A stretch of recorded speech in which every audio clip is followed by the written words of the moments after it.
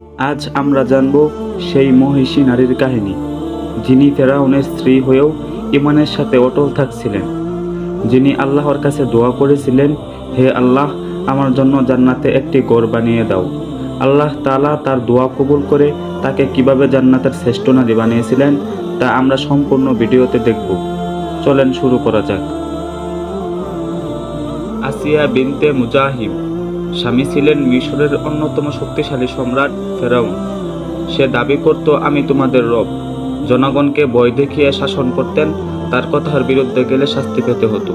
যখন খবর পেল বনি ইসরায়েলের মধ্যে একটি শিশু জন্মাবে যে ফেরাউনকে ধ্বংস করবে, তা শুনে ফেরাউন মিশরের সব ছেলে শিশুকে হত্যা করার নির্দেশ দেয়, যেন তার রাজ্য কেউ কেড়ে না নেয়।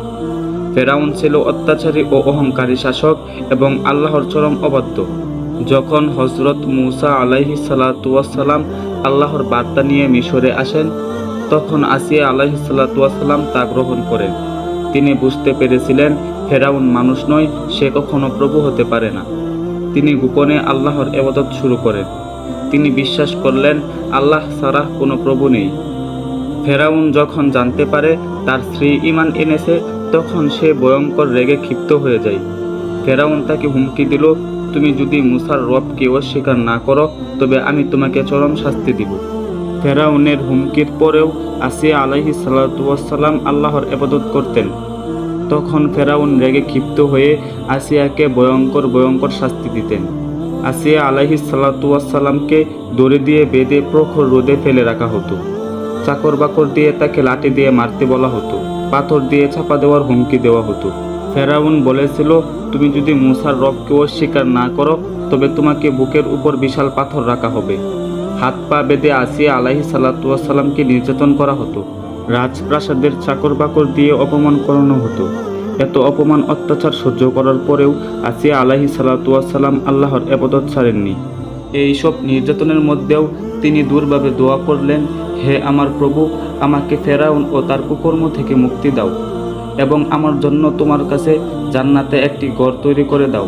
আল্লাহ তাআলা তার দোয়া কবুল করে নেন। নির্যাতনের সময় আল্লাহ তাআলা তার চোখের সামনে জান্নাতের দৃশ্য দেখালেন। আসিয়া আলাইহিস সালাতু ওয়াস সালাম জান্নাতে তার ঘর দেখে ফেললেন।